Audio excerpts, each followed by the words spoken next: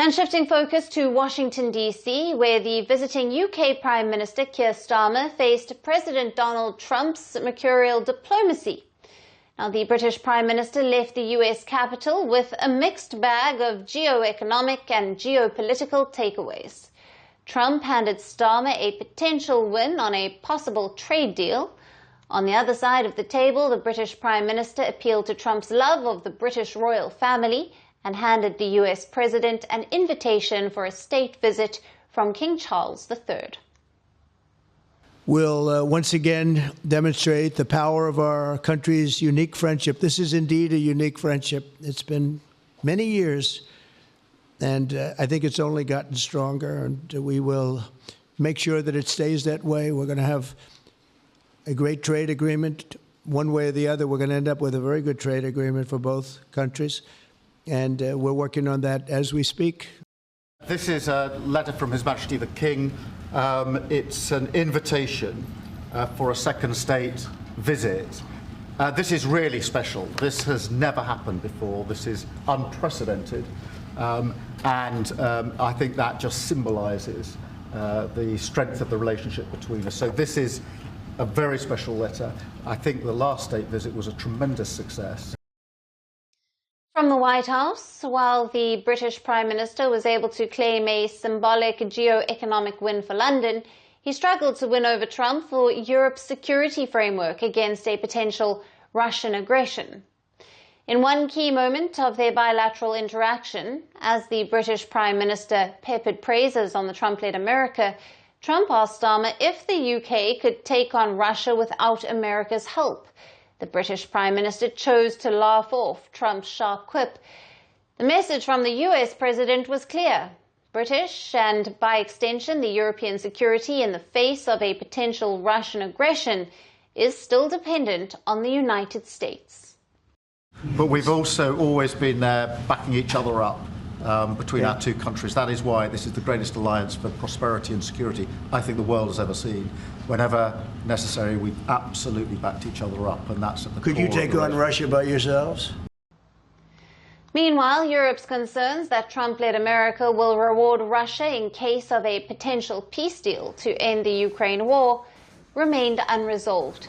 Sitting beside the UK Prime Minister Starmer, Trump defended Russian President Vladimir Putin and said that he would keep his word to end the war in Ukraine. I don't believe he's going to violate his word. I don't think he'll be back. When we make a deal, I think the deal's going to hold. Now, they're going to have security. You're going to have security. Yep. You're going to have soldiers. I know France wants to be there.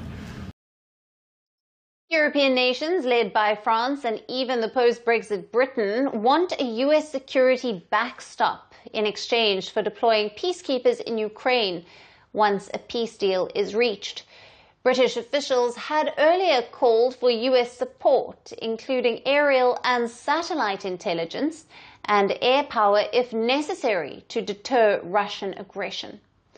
Starmer left empty-handed from the US on these key European concerns. Instead, the British Premier tried to show that he was willing to step up in Ukraine with post-war troop deployment. This as Trump repeatedly urges European nations to contribute more to their continent's defense. For decades since the end of the Second World War, Europe felt secure under the umbrella of the US-led security alliance NATO. To pursue peace talks with Russia, Trump has not only declined to extend this umbrella to Ukraine, but has firmly asked Europe to pay for its own security. As Starmer leaves Washington without American emphasis on European security, Trump's question to Starmer holds key significance. Can Europe defend itself from Russia without the US support? Merci beaucoup. Hi, how are you? Very well, thank you. Thank you for being here. Namaste, Mr. President. Bharat Kelogan, Komeri Namaste. How many people generally follow you in interviews? Typically in a month, we have viewers up to 150 million. That's more than twice the population of France. And in the last 2 years, we had 3 billion viewers. So I say, Laurent, this is your chance to be famous. You're on Firstpost. One word to describe your equation with Prime Minister Modi. Amitié. As India and France work together, are you creating a new era of non-alignment in the technology space? India is a training superpower. 1 million engineers a year, more than all of Europe and the US combined. So we have that partnership. We have a partnership on the environment and the economy. We also have civilian nuclear programs, and that is something we've developed far beyond the France-India relationship. So we want to work together on AI.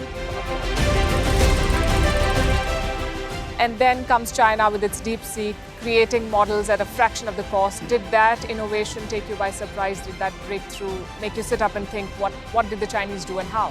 But what did DeepSeek do? They took everything that was already available from the last AI model, and then they recalibrated it.